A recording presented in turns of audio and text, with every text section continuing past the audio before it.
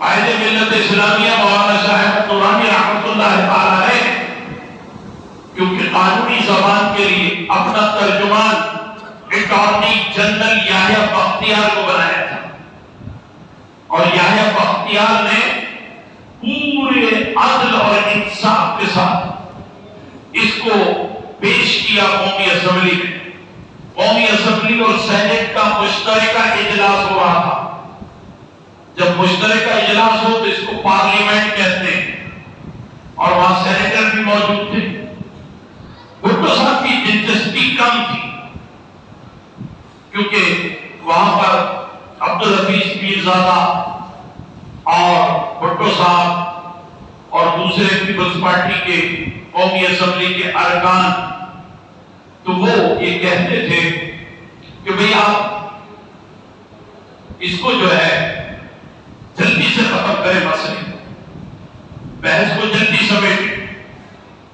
Peoples party کے ارکان میں قمرالزماں شاہ صاحب جو تھے وہ اس میں خاص دلچسپی لیتے تھے، جو موجودہ رکن قومی اسمبلی نوید قمر کے باپ ہیں۔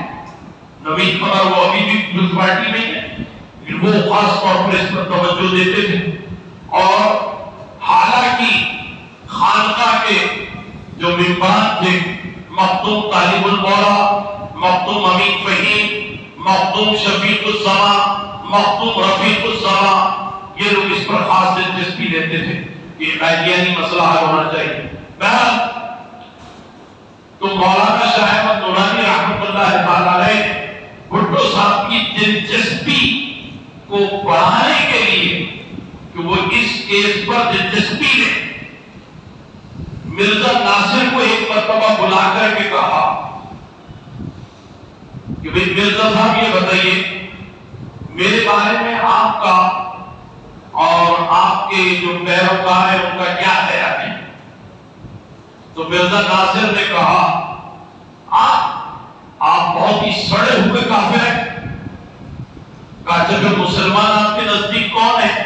تو کہا کہ ہم اور ہمارے ماننے والے وہی مسلمان ہیں۔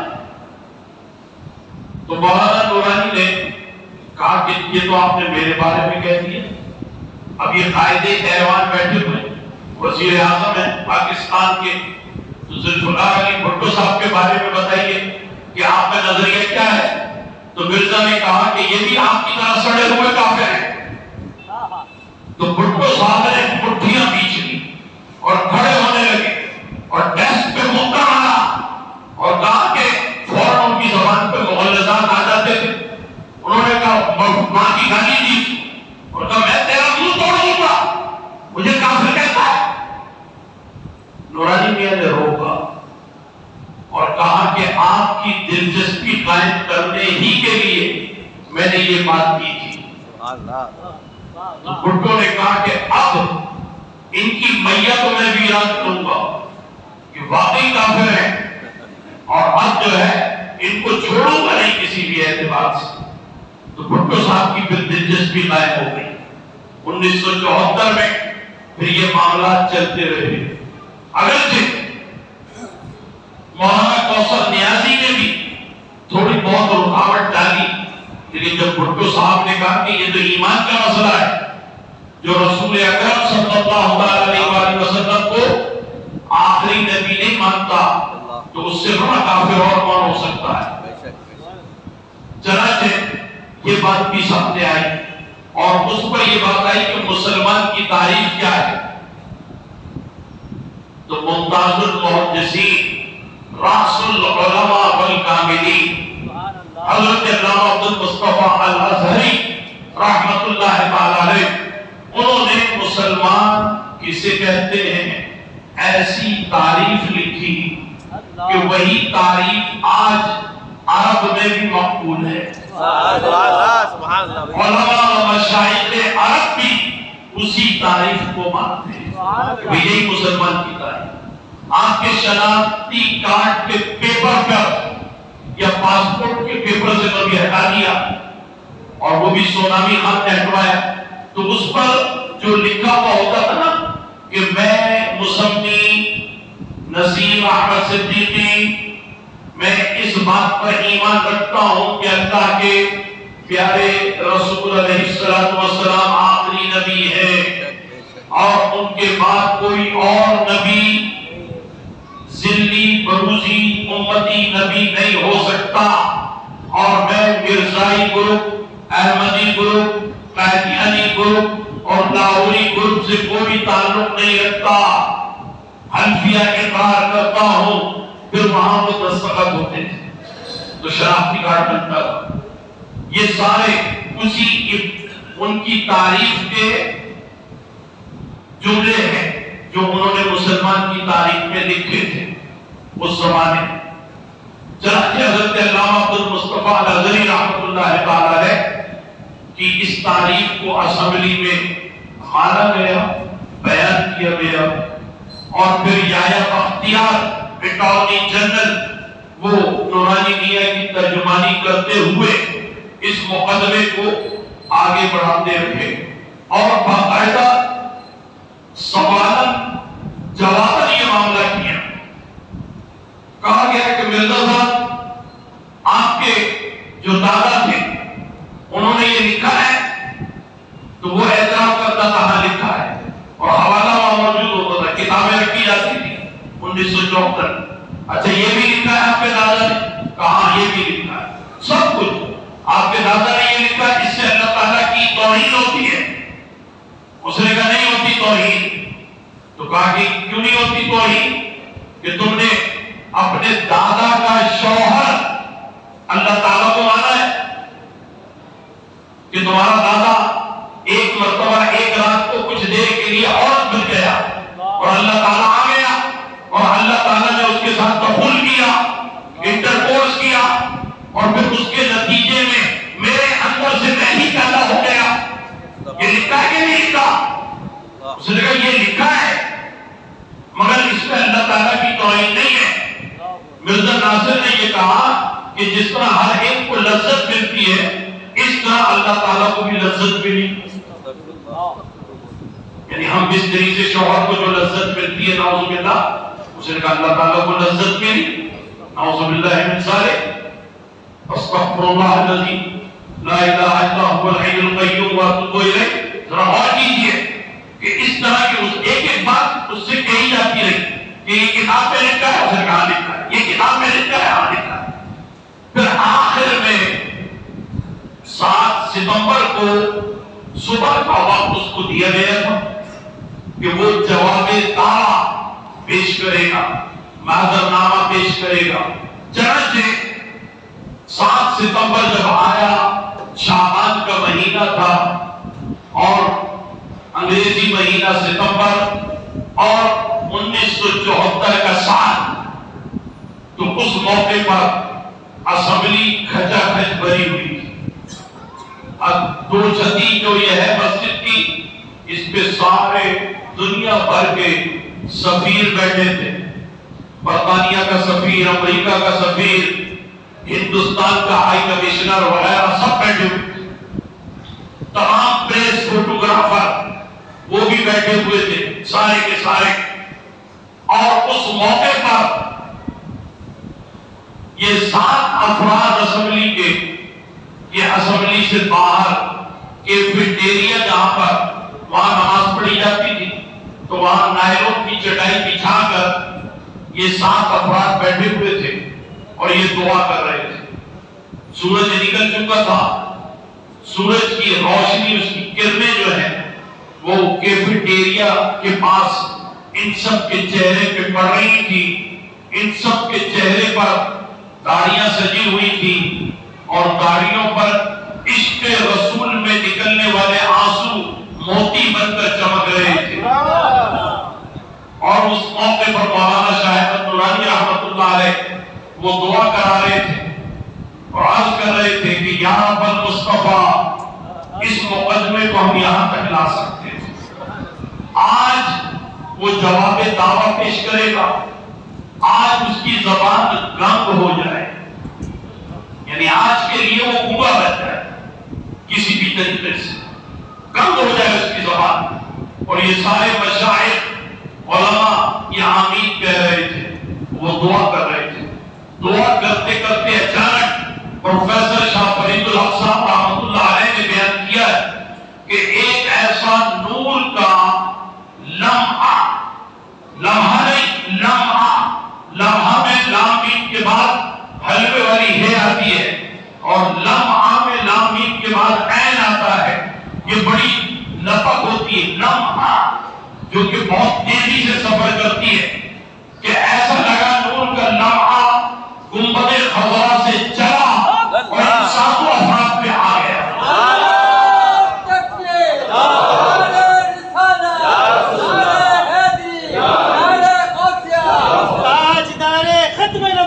زندہ باد، زندہ باد، تاجدار ختم نبوت، زندہ باد، زندہ باد۔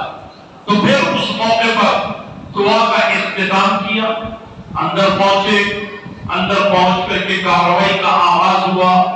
اسپیکر فاروق علی خان نے کہا کہ پوری اسمبلی میں سارے ارکان سینٹ کے اور قومی اسمبلی کے موجود ہیں، قائد ایوان سے اجازت دی، اور پھر تلاوت اور نعت شریف کے 2 شعر کے بعد گفتگو شروع ہوئی، اور پھر کہا گیا مرزا ناصر احمد، یہ مرزا ناصر احمد مرزا غلام قائدیانی کا پوتا ہے۔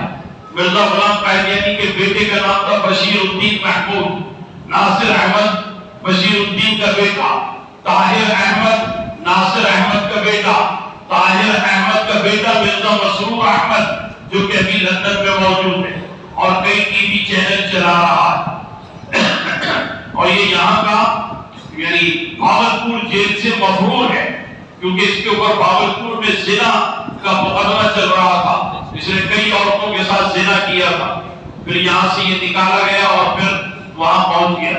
بہرحال تو میں عرض کر رہا ہوں آپ سے کہ مرزا ناصر کو کہا گیا بیان کریں۔ مرزا ناصر نے اپنی اینک نکالی اور لفافے میں سے معذر نامہ نکالا جو پڑھنا تھا، اس نے سفید شیروانی پہن کر آیا تھا، سر پہ امامہ بھی باندھا ہوا تھا۔ اسمبلی کے حال میں لوگوں کی کثرت کی وجہ سے اضافی ایئر کنڈیشنر بھی لگائے گئے تھے، پورا حال ٹھنڈا ہو رہا تھا، پنکھے سارے بند تھے۔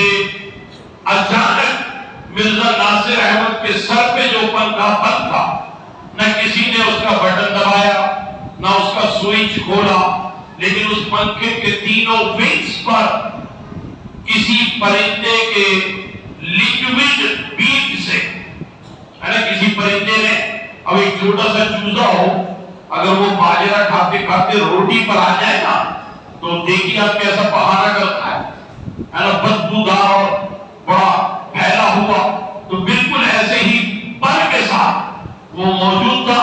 پنکھا اچانک چلا، تینوں پر گرے اور اس کے لباس کو اور اس کے معذر نامے کو انہوں نے خراب کر دیا۔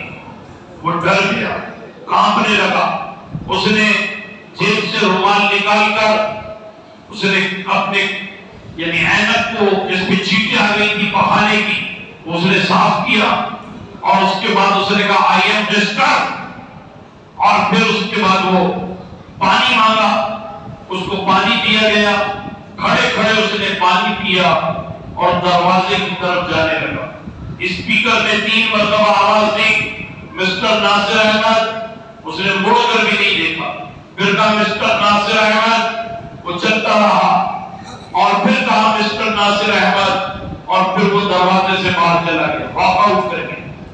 فاروق علی خان اسپیکر تھے، انہوں نے کہا کہ قائد ایوان محترم جناب ذوالفقار علی بھٹو صاحب مجھے اجازت دے تو میں رولنگ دے دوں اس کے اوپر، یعنی فیصلہ دے دوں، تو قائد ایوان نے اجازت دی کہ آپ فیصلہ دیجئے۔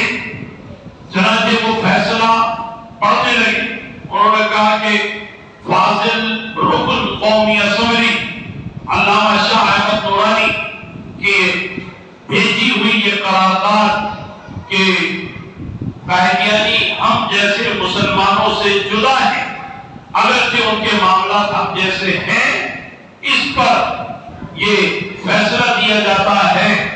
تو انہوں نے کہا یہ فیصلہ دیا جاتا ہے۔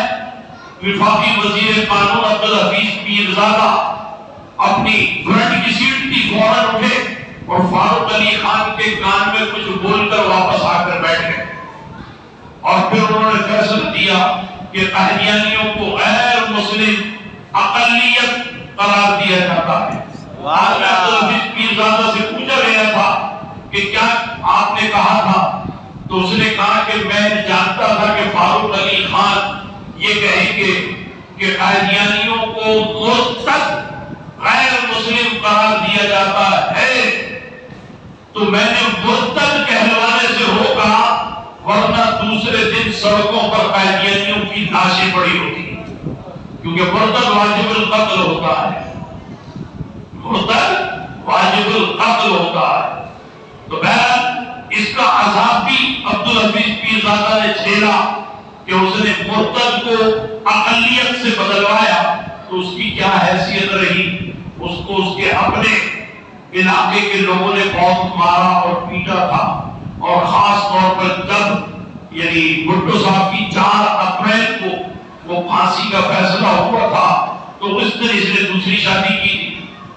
خیر وہ ایک علیحدہ تفصیلات میں سیاسی عذاب اور عقاب کو میں بیان کروں تو میں آپ کے سامنے 2-4 سال بول سکتا ہوں، 2-4 تقریریں نہیں، 2-4 سال تک بول سکتا ہوں کہ کس کس پر کون سا کس کس وقت عذاب آیا ہے۔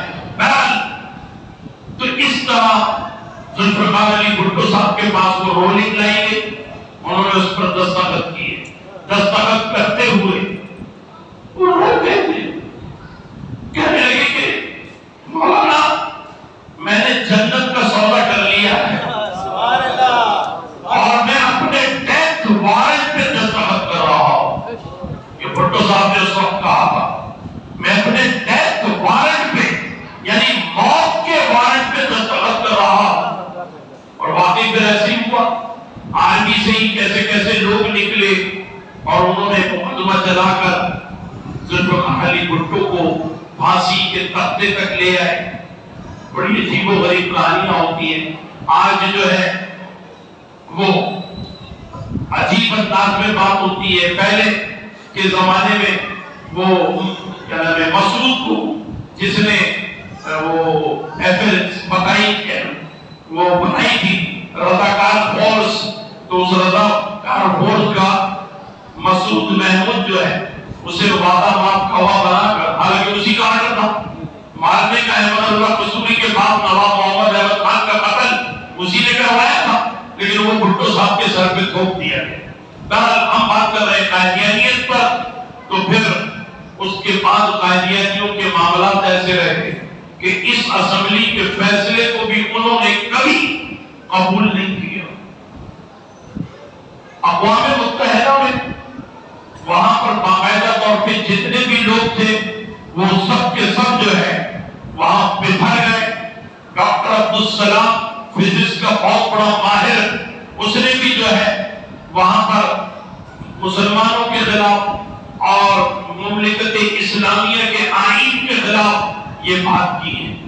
شرعی طور پر تو یہ کافر تھے ہی، آئینی طور پر ان کو کافر 7 ستمبر 1974 کی پارلیمنٹ نے قرار دیا، شرعاً میں پہلے سے ہی کافر تھے۔ تو بہرحال یہ اور زیادہ تفصیل میں جانے کا وقت نہیں رہا، تو میں نے آپ کے سامنے گزشتہ جمعے بھی اور آج بھی یہ بات عرض کر دی۔ اللہ سبحانہ و تعالیٰ عز و جل ہمیں یہ بات سمجھنے کی توفیق دے اور قادیانیوں کی ریشہ دوانیوں سے اور ان کے شر سے ہمیں اور آپ کو سب کو محفوظ رکھے۔ آمین آمین۔